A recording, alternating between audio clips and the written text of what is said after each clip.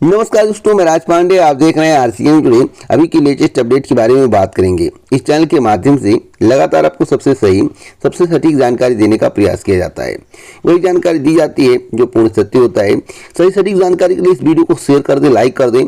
100% authentic news के लिए इस चैनल को सब्सक्राइब करना मत भूलें। हर एक खबर चुनिंदा है जिसका निरीक्षण परीक्षण किया गया है। निरीक्षण परीक्षण करने के बाद हर एक खबर आप तक पहुंचाई जाती है, जिससे खबरें 100% ऑथेंटिक हो जाती है। पहली खबर के बारे में बात करेंगे। पहली खबर है भर्तियों को लेकर यूपीपीएससी को हाईकोर्ट का कड़ा निर्देश। आपको बता दें, इलाहाबाद हाईकोर्ट ने उत्तर प्रदेश लोक सेवा आयोग की भर्तियों के मामले में गंभीर टिप्पणी की है। कोर्ट ने कहा है कि भर्तियों के मामले में आयोग को विशिष्ट होना चाहिए। इस संबंध में आवश्यक सटीक योग्यता का स्पष्ट विवरण देना चाहिए। कोर्ट ने अपने आदेश में इस संबंध में उचित कार्रवाई करने को भी कहा है। यह टिप्पणी न्यायमूर्ति विकास बुधवार ने वीरेंद्र कुमार शुक्ला की याचिका को खारिज करते हुए की है। आपको मालूम होना चाहिए कि मामले में आयोग ने प्रवक्ता पद पर भर्ती के लिए जून 2021 में विज्ञापन निकाला था। याची ने रसायन विज्ञान विषय से प्रवक्ता पद के लिए आवेदन किया और वह प्रारंभिक परीक्षा में क्वालिफाई कर गया। इसके बाद मुख्य परीक्षा में शामिल हुआ, लेकिन उसका परिणाम नहीं आया। इस पर याची ने पत्र व्यवहार कर जानकारी मांगी है। इसके बावजूद परिणाम सामने नहीं आया।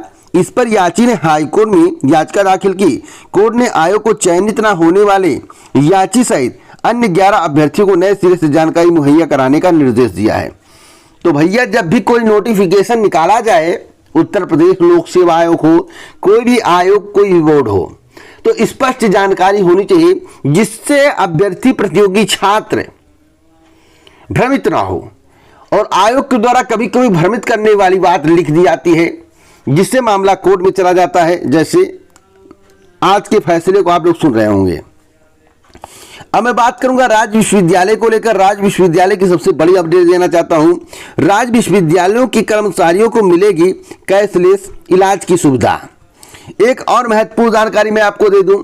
भर्ती बोर्ड ने 6 वर्ष में किए 1,54,211 पुलिसकर्मियों की भर्ती। मैं आपको बताना चाहता हूं, दावे तो बड़े बड़े उत्तर प्रदेश के मुख्यमंत्री योगी आदित्यनाथ जी के द्वारा किए जाते हैं। एक भर्ती जिसमें कुल पदों की संख्या 52,000 के करीब है, अभी तक नहीं आ पाई है। ऐसी व्यवस्थाएं, ऐसा कार्य कि अभी तक एजेंसी का चयन नहीं हो पाया है। लेकिन पुरानी भर्तियों का रिकॉर्ड गिना गिना कर वाहवाही लूटने का प्रयास किया जाता है। उत्तर प्रदेश पूर्व भर्तियों भर्ती बोर्ड ने बीते 6 वर्षों में 1,54,211 पदों पर भर्तियां की हैं। इनमें 22,287 महिलाएं भी शामिल हैं। सर्वाधिक 1,33,367 भर्तियां आरक्षी के पद पर की गई। वर्ष 2022 में उप निरीक्षक के 9,534 पदों पर भर्ती की गई, जिसमें भ्रष्टाचार के भी आरोप लगे थे। आपको मालूम होगा, यह बात किसी से छुपाने वाली नहीं है, छुपने वाली नहीं है। भर्ती बोर्ड का दावा है कि देश भर में इस पद पर सीधी भर्ती की यह सबसे बड़ी संख्या है। वर्तमान में करीब 62,000 पदों पर भर्ती की कवायद की जा रही है। यह कवायद कब पूर्ण होगी? यह कवायद कब पूरी होगी? कब से कवायद की जा रही, लेकिन अभी तक कवायद पूरी नहीं हो पाई है। आप लोग सुन रहे होंगे समाचार पत्र में 1 से 1.5 वर्ष से कि पुलिस भर्ती आएगी, पुलिस भर्ती आएगी। और मैं करंट जानकारी देता हूं, सबसे ऑथेंटिक जानकारी मैं आपको देता हूं। सितंबर माह तक प्रक्रिया पूरी करके सितंबर के लास्ट या अक्टूबर माह तक आपको नई पुलिस भर्ती का विज्ञापन देखने को मिलेगा। 100% ऑथेंटिक न्यूज दे रहा हूं, सबसे सटीक न्यूज दे रहा हूं। इस चैनल के माध्यम से कई बार आपको जानकारी दी गई है। तो उत्तर प्रदेश के मुख्यमंत्री जी को नई भर्तियों पर फोकस करना चाहिए। पुरानी भर्तियों का गुणगान करके प्रचार प्रसार नहीं करना चाहिए। मैं तो यही कहूंगा। एक कार्यकाल बीत गया 5 साल वाला, अब दूसरे कार्यकाल में कितनी भर्तियां कर रहे हैं उसका डाटा देना चाहिए, ना कि 6 वर्ष का जोड़कर। कोई 6 वर्ष का कार्यकाल नहीं होता है, ओनली 5 वर्ष का कार्यकाल होता है। उसके बाद चुनाव होते हैं, फिर 5 वर्ष का कार्यकाल हो। 2 कार्यकाल में आप कितनी भर्तियां किए हैं? सेकंड कार्यकाल में कितनी भर्तियां की? एक बार खड़ंजा कोई गांव में लगवा दिया, सड़क बनवा दिया कर, तो पूरी जीवन भर ही गुणगान गाएंगे कि हमने सड़क बनवाया, हमने सड़क बनवाया। वह सड़क टूटेगी नहीं, उसे दोबारा बनवाना नहीं पड़ेगा। और कोई गांव नहीं है, और कोई व्यवस्थाएं नहीं है, उसे नहीं करना पड़ेगा। एक सड़क के भरोसे जीवन भर तोड़ो ना, जीवन काटना पड़ेगा। मैं आपको बताना चाहता हूं कि जो भी कार्य एक कार्यकाल में हो गया वो अलग हो गया। दूसरे कार्यकाल की कमियों को, अच्छाइयों को बताना चाहिए। बाकी सरकार यह नहीं करती है और जनता भी इसे सुनती रहती है, वाहवाही लूटती रहती है। वाहवाही करती है, वाह वाह वाह, तो वाह वाह नहीं करना, हकीकत से रूबरू होना है। अब मैं बात करूंगा अगली खबर के बारे में, यूपी बोर्ड परीक्षा को लेकर। दोस्तों, बोर्ड परीक्षा को लेकर मैं आपको बताना चाहता हूं, अब बोर्ड परीक्षा साल में 2 बार होगी। जेईई मेन की तर्ज पर अब 10वीं और 12वीं बोर्ड परीक्षाएं साल में 2 बार होंगी। छात्रों के पास इन बोर्ड परीक्षाओं में से सर्वश्रेष्ठ अंक चुनने का विकल्प होगा। साथ ही 9वीं और 10वीं में 3 भाषाएं तथा 11वीं 12वीं कक्षा में 2 भाषाओं की पढ़ाई करनी होगी। इसमें से एक भारतीय भाषा होनी जरूरी है। केंद्रीय शिक्षा मंत्री धर्मेंद्र प्रधान ने बुधवार को राष्ट्रीय शिक्षा नीति 2020 की सिफारिश के तहत नया राष्ट्रीय पाठ्यक्रम एनसीएफ 2023 जारी किया है। शैक्षिक सत्र 2024 से एनसीएफ पर आधारित तीसरी से 12वीं कक्षा तक के लिए नए पाठ्यक्रम की किताबों की पढ़ाई होगी। प्रधान ने कहा कि डॉक्टर के कस्तूरी रंगन समिति ने एनईपी 2020 के बाद एनसीएफ 2023 को तैयार कर शिक्षा मंत्रालय को सौंपा था। मंत्रालय ने इसे अब राष्ट्रीय शैक्षिक अनुसंधान और प्रशिक्षण परिषद को सौंप दिया है। एनसीईआरटी ने इसके आधार पर राष्ट्रीय स्तर पर पाठ्यक्रम और किताबों को लेकर 2 समितियों की गठित की है। ये समितियां शैक्षिक सत्र 2024 के लिए पाठ्यक्रम और किताबों की तैयारी करेंगी। तो अब तक की सबसे बड़ी खबर मैं आपको बता रहा हूं, रट्टा लगाने से निजात मिलेगा। क्या रट्टा लगाने से निजात मिलेगा? केंद्रीय शिक्षा मंत्री प्रधान ने कहा है कि विद्यार्थियों को अब कोचिंग और रट्टा लगाने से निजात मिलेगी। बोर्ड परीक्षा के साथ अन्य कक्षाओं के मूल्यांकन में भी बदलाव होगा।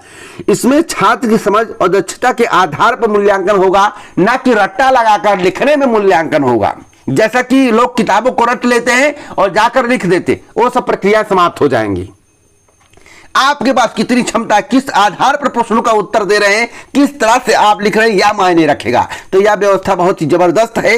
इस तरह की पढ़ाई हो तो हर एक बंदा, हर एक व्यक्ति, हर एक छात्र बहुत ही ज्यादा समझदार और होशियार हो जाएगा। अब मैं बात करूंगा बीएड को लेकर। सीटेट से बीएड धारकों को बेदखल करने की मांग, हाईकोर्ट में याचिका दाखिल की गई। दोस्तों, बीएड डिग्री धारकों की प्राथमिक स्कूल में नियुक्ति का विवाद थमने का नाम नहीं ले रहा है। सुप्रीम कोर्ट के निर्णय के बाद अब शिक्षक पात्रता परीक्षा से बीएड डिग्री धारकों को बेदखल करने की मांग वाली एक याचिका हाईकोर्ट में दाखिल की गई है।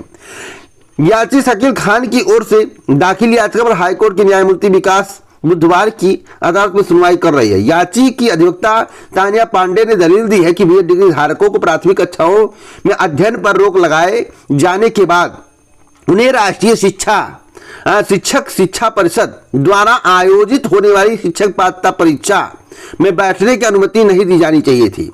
जो बीएड डिग्री धारक 20 अगस्त को हुई पात्रता परीक्षा में शामिल हुए हैं, उन्हें परिणाम को रोक दिया जाए।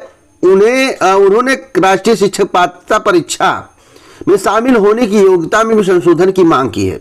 मैं आपको बताना चाहता हूं कि आखिरकार बीएड डिग्री धारकों को सीटेट की परीक्षा और बिहार शिक्षक भर्ती में शामिल क्यों किया गया। बहुत ही महत्वपूर्ण जानकारी दोस्तों, इस जानकारी को आप ध्यान से सुनिएगा।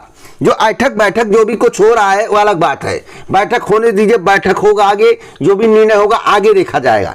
परंतु अभी शामिल करने का लक्ष्य इसलिए रखा गया है कि भविष्य में जो निर्णय होगा उसी के आधार पर आपको बताया जाएगा कि आप वैलिड है, इनवैलिड है। फीस जमा हुआ है और सरकार फीस वापस करना नहीं चाहती है।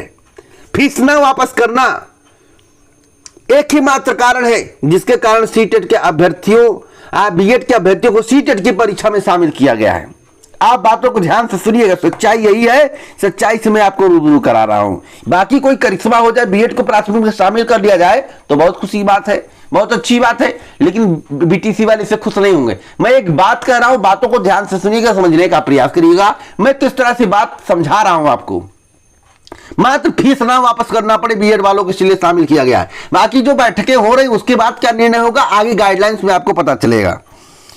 अब मैं बात करूंगा नए शिक्षा सेवा आयोग के गठन को लेकर। इसी चैनल के माध्यम से कल आपको बताया गया, इसी चैनल के माध्यम से कई बार आपको बताया गया था कि आप इस वर्ष परीक्षाएं भूल जाइए। कल की वीडियो देखिए, कल शाम की वीडियो मेरा देख लेंगे तो आपको इस बात की जानकारी मिल जाएगी कि हमने आपसे कहा था कि जितनी भी भर्तियां फंस गई हैं, भर्तियों को समयबद्ध तरीके से क्यों नहीं किया जा रहा है और नई शिक्षा सेवा आयोग का गठन क्यों नहीं किया जा रहा है, इस बारे में आपको पूरी जानकारी कल की वीडियो में मेरे द्वारा दिया गया है।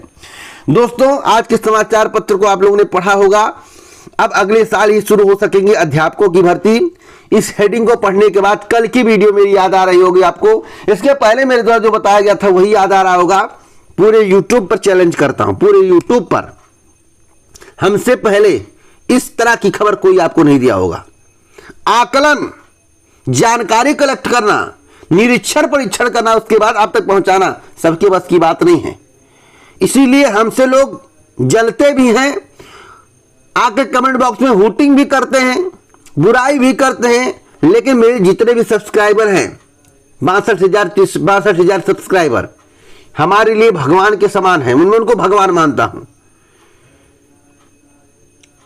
अतिथि देवो भव, हमारे चैनल से जुड़े हुए हैं, वह उनका ही चैनल है, हमारा चैनल उनका चैनल है, वो हमारे भगवान के समान है, इतना मैं मानता हूं। हमसे जुड़ेंगे, मैं उनके कल्याण के बारे में हमेशा सोचूंगा, हमेशा उनकी अच्छाई के बारे में सोचूंगा। आज के समाचार पत्र में बताया गया है कि नए शिक्षा सेवा चयन आयोग के गठन को कैबिनेट से मंजूरी मिल चुकी है, लेकिन अब तक इसके गठन की प्रक्रिया शुरू नहीं हुई है और ना ही अब तक यह तय किया गया है कि प्रयागराज में नए आयोग का कार्यालय कहां होगा। मैं आपको बताना चाहता हूं कि इस प्रक्रिया को पूरा होने में सितंबर का लास्ट और अक्टूबर माह लग जाएगा। दोस्तों, आगे मैं पूरा विस्तार से जानकारी दूंगा, इसलिए आपको थोड़ा वेट करने की आवश्यकता है। बाकी सभी परीक्षाएं इस वर्ष होने की संभावना नहीं है। क्यों नहीं होंगी, कल की वीडियो देखिए तो आपको पता चल जाएगा। कल की वीडियो मेरी देख लीजिए, चैनल पर जाकर कल की वीडियो देखिए। इस वीडियो को शेयर करें, वायरल करें, जिससे लोग हमसे जुड़ सके, ऑथेंटिक न्यूज पा सके। पूरा वीडियो सुनने के लिए दिल से धन्यवाद।